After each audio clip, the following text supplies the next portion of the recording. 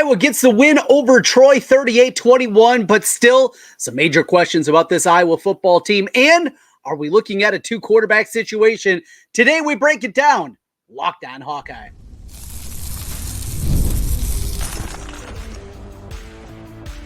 You are Locked On Hawkeyes, your daily podcast on the Iowa Hawkeyes. Part of the Locked On Podcast Network, your team every day.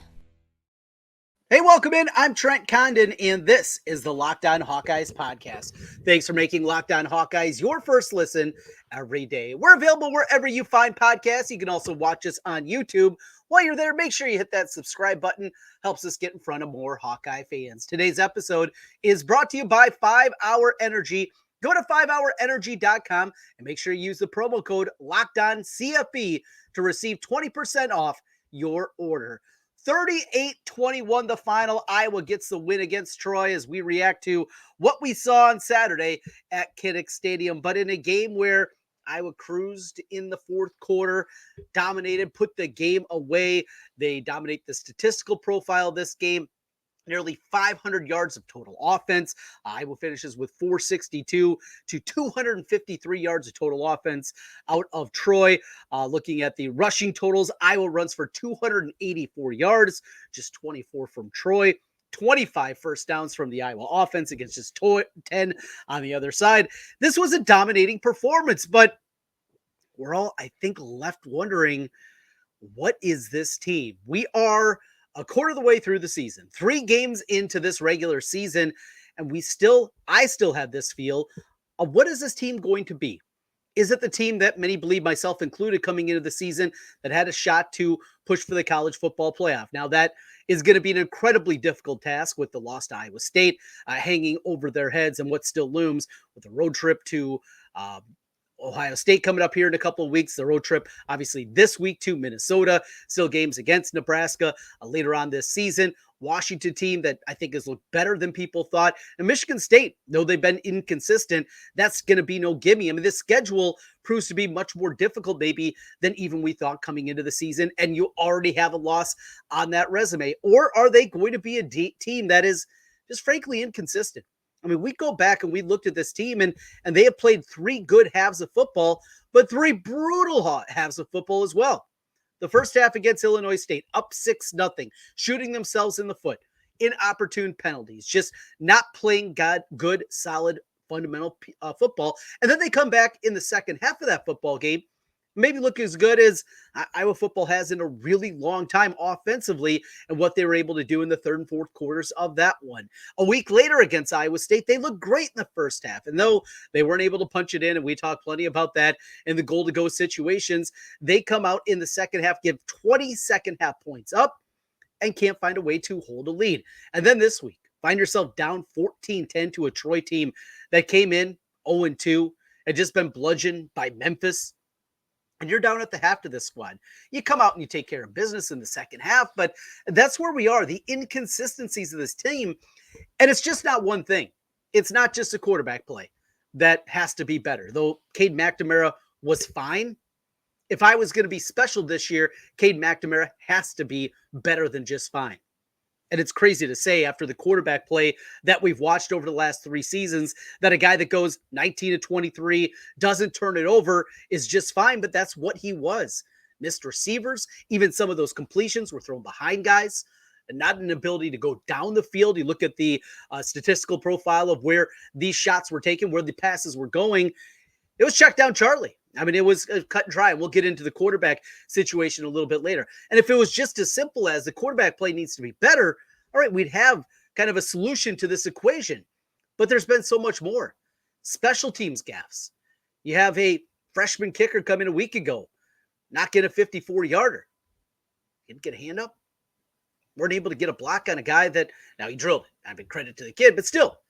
And then this week, Reese Dakin has not been good. He's been okay. And after what we've seen in the superhero nature of Torrey Taylor at the punter position, we're looking for more than that.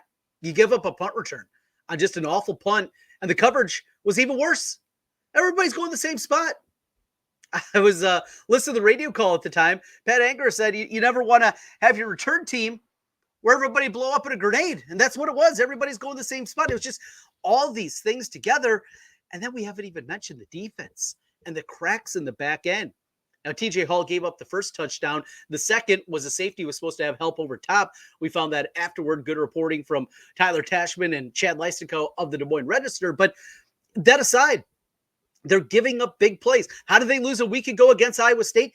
Giving up big plays. This is not what we're used to with the Phil Parker defense. And suddenly, we're looking at this squad and what they are and what they're going to be. And I think we have more questions than answers. And that's not where you want to be 3 games into the season.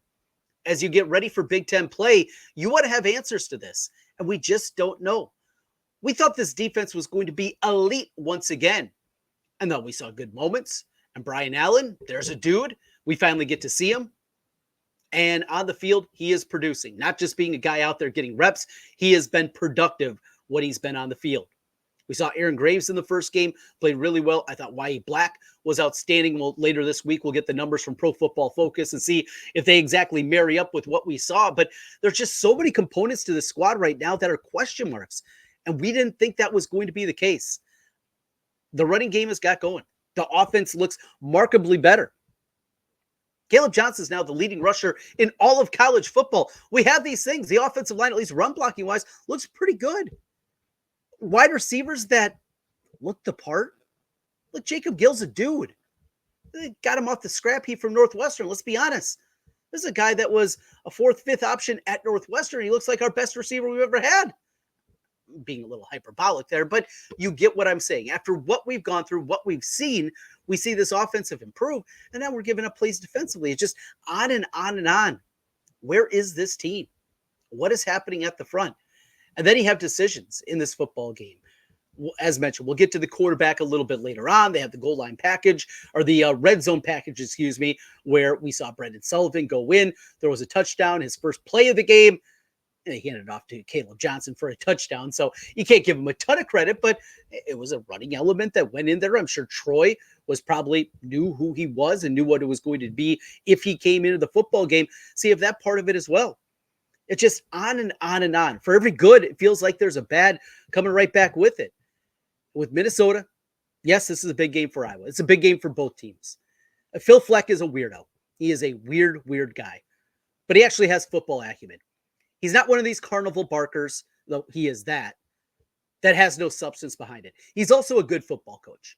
And he has put together a staff, and they put together a system that works well against Iowa. Now, it took until a year ago for them to finally beat Iowa, but there were so many games that came down to the wire. And so many breaks that went Iowa's way throughout the course of that series in the early going. And a year ago, the break did go Iowa's way. And yes, the fair catch signal. Yes, we know how that went with Cooper DeJean. But that's what happened. You think they're going to back down? Absolutely not. Just because they have the pig for a year, they don't want to give it up. This could be a big matchup. We're going to be talking about this. It's my favorite rivalry game on the Iowa schedule each and every year. We'll be breaking that thing down throughout the week. But we're still looking back, and we're taking a look back at this matchup against Troy. So let's talk about the quarterback situation. Cade McNamara, mentioned the numbers, 19 to 23, 176, looks solid, but left plays on the field. And here comes Brendan Sullivan. He adds a different element. Is this something we're going to see going forward? Was this a wrinkle that they put in for Troy, and then it's going to go the way of the dodo bird? Let's go through a little bit deeper. We'll talk about that, plus those questions on the back end of the defense. What's happening with the Phil Parker defense? We have questions. We should never have questions. We'll do that as we continue. This is Locked On Hawkeyes. Today's episode of Locked On Hawkeyes is brought to you by 5 Hour Energy. Look, I'm a night owl. I'm up late. Last night, I was up late getting my daughter's softball tournament team ready to go. We were going through lineups and getting things set up and positions and all those things. When I'm up late, I need a little boost, and 5 Hour Energy provides that for me. Or if I'm up too late the night before, need a little something in the morning, 5 Hour Energy has me covered on that front. If you're watching a game, hey, I was staying up late watching the football, grab a 5 Hour Energy shot. It'll help you stay alert to watch all your favorite games. And if you stayed up too late watching that intense overtime game, hey, just take a 5 Hour Energy shot in the morning so you can start your day. Maybe you're up late on Sunday night watching the Bears. Have a chance against the Texans. Oh, it could have been that one as well. With zero sugar, a convenient portable size, it's the perfect pick-me-up for getting stuff done. The 5-Hour Energy website has flavors galore: watermelon, tropical burst, grape, berry.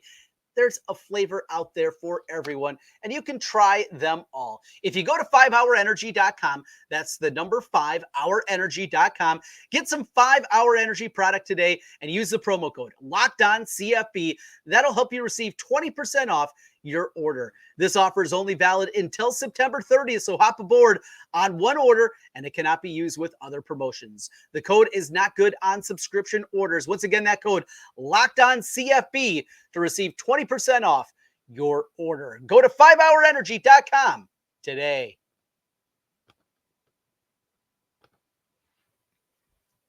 Back with you once again. I'm Trent Condon, and this is the Locked On Hawkeyes Podcast. Thanks for making Locked On Hawkeyes your first listen every day. All right, let's continue as we look back at the victory against Troy.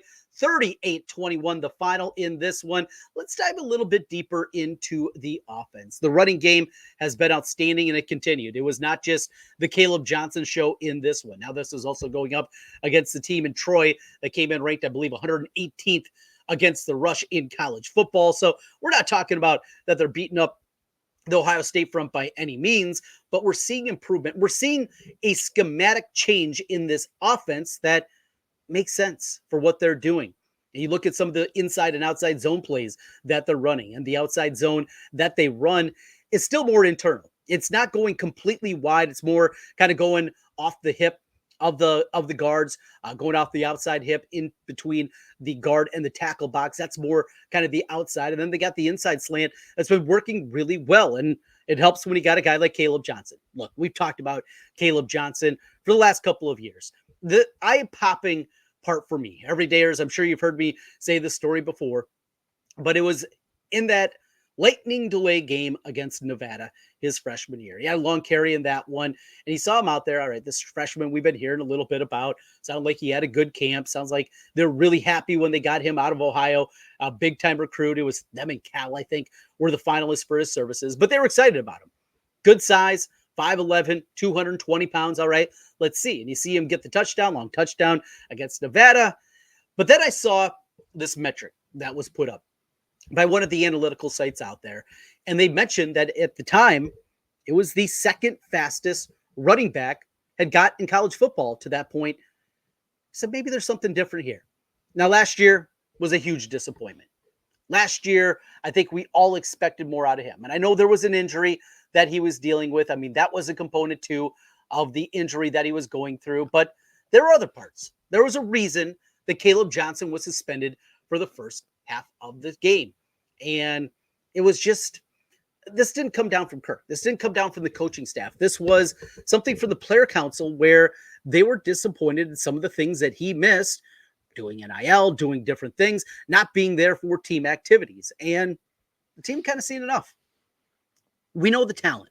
The talent is not a problem for Kaleb Johnson. But the great thing is, instead of sulking, instead of pouting, instead of taking the easy way out and transferring, and he'd be dominating at some MAC school right now. Instead of doing that, he put in the work. We know the physical gifts. But the one thing also about Kaleb Johnson is he's a glider, right? He's just got that running style that's more of that smoothness to him. But when you need a hard three, he'll get you two. Need to put your head down and get that first down. He wasn't always doing that. We're seeing that a lot more this season. And an element of physicality to his game. The speed's there. He is a long strider. He doesn't look nearly as fast as he is. He's got good size, but now you're adding a little bit of power to the element that he had. Well, now you see why he is the leading rusher in college football to this point. It's going to get more difficult starting this week against Minnesota, no doubt about it. But I think credit needs to go to Tim Lester. I think credit needs to go to Kaleb putting in the work to make it happen. But the quarterback is the big question. And as the offensive line has made improvement, wide receivers are showing at least signs, including Jacob Gill, of being competent, something that hasn't always been the case over the last half decade for Iowa wide receivers. I mean, it's been a bloodbath out there. And they have been able to find a way. All right, so you got these elements. You have a quarterback in Cade McNamara that's missing plays. 19-23 looks great. And I thought he was okay. But as you go through and you watch the plays again, And you see throws behind receivers. You see throws that if he hit a guy in stride, he's going to be able to turn it up and make a big play. You see early in the football game, having Luke Lachey on a read up the seam all by himself, and you miss him. And that, at least from the end zone camera, appeared to be that read that you're supposed to make. That's a problem. That's a problem that Iowa doesn't have time to figure out. One of the reasons I was excited to see Brendan Sullivan come into the game is because Iowa has to know now that the leash has to be short. Cade did nothing to make you say he should lose his starting job. That performance on Saturday was not enough to say, all right, back to the drawing board. We're going a completely different direction. That's not where we are. However, if it goes poorly again, if we see another performance like we saw over the final 3 quarters against Iowa State, he's not going to get 3 quarters. He just can't. If they're in a dogfight against Minnesota and he's up there throwing balls in the dirt, making bad decisions, throwing awful interceptions like he did against Iowa State, if he's doing those kind of things, got to make the move. And now you got Brendan Sullivan some reps. You put together a package in the red zone for him. That is a starting point. Brendan Sullivan's a smart guy. Like, going to Northwestern. We're not talking about a guy with rocks upstairs, right? This is a smart guy. He's going to be able to pick up the playbook.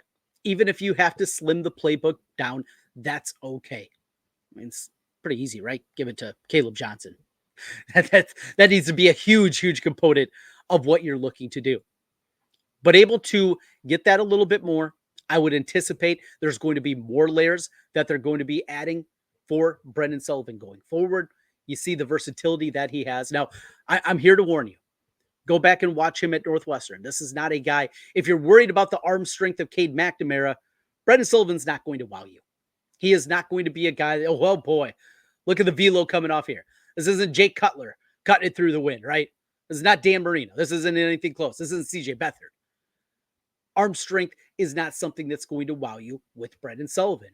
But with the running element that he can add, along with, at minimum, a solid, accurate underneath thrower, you're not too bad. The option is now there. Cade's your starter. Cade should be your starter. But the leash needs to get tighter and tighter. And if it goes bad, even for a quarter, Brendan Sullivan needs to be ready to play. We'll, of course, talk about this more throughout the week. We will see on Tuesday at the media availability if we do get to hear from Cade McNamara. He was unavailable a week ago after that performance against Iowa State. Now, he has had a conflict. This was not something that just cropped up out of the blue. We knew this coming into the season, that he had a conflict during the time that there's normal availability. And one of the press conferences, they had him come in after all the other players had finished up their press responsibilities. So we know it's a little bit different. This was not him just hiding for sake of hiding. There is an element there, but we'll see. If we're going to get him, we'll see if Brendan Sullivan maybe will be available. That'll be something also to keep an eye on. One other element we got to hit on, and that was the end of the first half. And the Boo Birds were out in Kinnick Stadium, as happens from time to time. Look, I was not alone in this. And for anybody that's looking down on Mont Pius and Iowa fans because they boo their team or they're booing a coaching decision, and they say, well, your fan base, they stink because of that. You're dead wrong. You just are. It happens everywhere. Across the country, across sport, this happens. It was a disappointing first half. You let them hang around. A missed receiver here, a missed opportunity there, a punt return after giving up a long touchdown, and we'll get into that as well. But here Iowa is with a minute left on the clock, down 14-10, and Kirk sits on the ball. As you listen to Kirk after the game, and you hear what he had to say, just about the general mood of the team. He came into that football game. Look, he's been around a long time. He's been on the sidelines for a lot of football throughout the past, 50 plus years now. He's been around a lot. And he knows something stunk with this team. They weren't ready. They were overlooking Troy. They weren't over loss to Iowa State. Whatever it was, he knew that. And I think that leads to what we saw at the end of the half. He didn't want to make a bad situation worse. And I didn't have a bad feeling about that. I get it. Like, you don't want to do something dumb, throw a pick six, and all of a sudden you're down 2 scores. You're down 21-10 suddenly going into the second half, because that's when that noose gets a little tighter. I mean, that's when your britches are tight, right? When something like that happens, that's when you get into trouble. I understood it. It's frustrating. And in the moment, I was frustrated too. But looking at a big picture and hearing Kirk, and he wasn't even talking specifically about that at the end of the half, but he was just talking about the general mood of the team. Look, he knows his team. He knows his team better than I do, better than you do. There's no doubt. And because of that, sometimes, yes, we will second guess. And you guys know I am happy to second guess all the coaches at the University of Iowa. It's what we do. And I did at the time. However, I get it. And hearing him say that, I think maybe clarified that a little bit more. It was a team that wasn't ready. You can put that on Kirk. You can put that on the coaching staff, that they should have had the team ready to go. They weren't. You look across college football, this is going to happen. Notre Dame lost to Northern Illinois. Georgia was in a dogfight against a Kentucky team that had looked brutal the week before against South Carolina. You're not going to rip off 12 consecutive great games. It's not going to happen. Now, Iowa has not put together one solid 60 minutes of football. That needs to change. But I understood it at the very least. So the offense, we talk about quarterback and what's going to happen going forward. Running game looks great. Wide receivers look okay. Need to get Luke Lachey involved a little bit more. 5 catches for Addison Estrengo for 9 yards. It's a weird one. Weird stat line. What's going on with the Iowa defense? That's what we're going to get into next. We're looking back at the victory against Troy. Iowa gets it done 38-21. We continue Locked On Hawkeyes. Look, you've heard us talk a lot about FanDuel. It's America's #1 sportsbook. Well, we have something a little bit different for you now through September 22nd. All FanDuel customers can bet $5 and you'll get a 3-week free trial of NFL Sunday Ticket from YouTube and YouTube TV. Then with the YouTube base plan, you'll be able to watch every regular season Sunday afternoon out of market game. All you need is a Google account and a current form of payment, and you can cancel at any time. Game's already up this week at FanDuel. Iowa is a 2.5-point favorite in their matchup against Minnesota. That one will be up north. Excited to get up there once again. I love the time in Minneapolis, an opportunity for that one. College football galore. They got you covered there. How about Illinois, Nebraska? A top 25 matchup with our neighbors to the left and the right. Illinois getting 8.5 at the other Memorial Stadium over in Nebraska. That NFL, Major League Baseball coming down on the stretch. They have you covered at FanDuel Sportsbook. Just visit FanDuel.com and download America's #1 sportsbook for your chance to get a 3-week free trial of NFL Sunday Ticket from YouTube and YouTube TV. Once again, visit FanDuel.com to download America's #1 sportsbook. Back with you one final time. I'm Trent Condon, and this is the Locked On Hawkeyes podcast. As we wrap up here, let's talk about the defense. And Phil Parker's defense now, that for the second consecutive week, is giving up big plays. Jamari Harris with a pick 6. That was great to see. TJ Hall gave up one early. Then the safety coverage over top wasn't there. A week ago, it was Xavier Wampa who was benched in that game. We got a lot of issues. I believe in Phil Parker. I believe that he will figure this out. But this goes hand in hand with the theory that we've talked about going all the way back to spring football. And if Iowa got an offense that is okay, and that's what they've been, better than okay, and certainly for Iowa standards, a tick above that. Look, we would have killed at any point last year to have nearly 500 yards of offense. And we got it on Saturday, albeit against Troy. We would have killed for a quarterback that could complete 19 of 23 passes. And we got it, albeit against Troy. So we have this going on. But the theory at the time was, as the offense gets better, I believe we saw over the last 2 years, teams just unwilling to take big opportunities against Iowa, to take big shots against Iowa, because they knew if we give it back, if we punt the ball back to them, they're not going to do anything. We can't have that thought anymore, at least at this point. And we're seeing teams, because of that, I believe, be more aggressive. Know that we're not just going to be able to hang around in a slugfest. We're going to have to do a little bit more offensively. And because of that, teams are taking shots. But to have it happen as often as it has now, We're talking about 2 big plays against Troy, 2 big plays against Iowa State. To have this happen 4 times against a Phil Parker defense, it's just unthinkable. We saw Purdue and Brom. They were able to do it a few times, and they were able to find and exploit matchups. He did an incredible job of that against Phil Parker's defense in the past. But that's one of the few examples that you really can come up with. Is it a personnel issue? Maybe in a way. We saw Deshaun Lee come in for TJ Hall. Hall was back out there, though, shortly after. That appears to be your number 3 cornerback.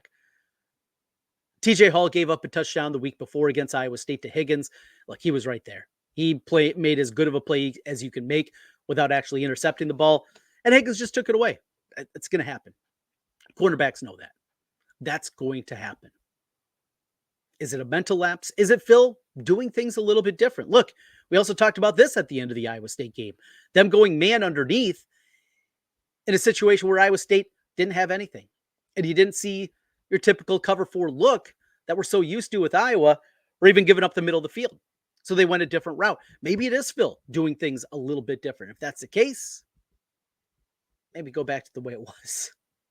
I guess we'll keep it as simple as that. Look, I'm not overly concerned. I'm just not. Phil Parker has too long of a track record to be concerned that this is something that we're going to see throughout the course of the season. However, how often do they practice against those deep balls? Because watching Cade, he's not taking many shots up the field. How often do they have to worry about something going over their head in practice? Just a question. I don't know. We're with each and every day here, coming up this week with the big matchup against Minnesota. We will take one final look back at the game in our rewind edition. We'll take one more look at the game. DVR come up with some of the big plays and big highlights we didn't get here in our instant reaction podcast. We will do that tomorrow. Scott Docterman from The Athletic will join us. We'll hear from Scott Docterman. We have that coming your way later on in the week. We got a few other things cooking up that we're going to be continuing to work on here as we get ready for the matchup. And Big Ten play underway, 9 in front of the Hawkeyes. It starts in Minnesota. Thanks for making Locked On Hawkeyes your first listen every day. For your second listen, find Locked On College Football. From NIL deals to the never-ending conference realignment rumors, Spencer McLaughlin gets you ready for an exciting season on the gridiron. Find Locked On College Football on YouTube or wherever you get podcasts. We'll talk to you again tomorrow. We'll have the numbers from Pro Football Focus, a few other things coming your way. Your team every day. We got you covered on the Hawkeye front. We'll talk to you again tomorrow. Until then, go Hawks.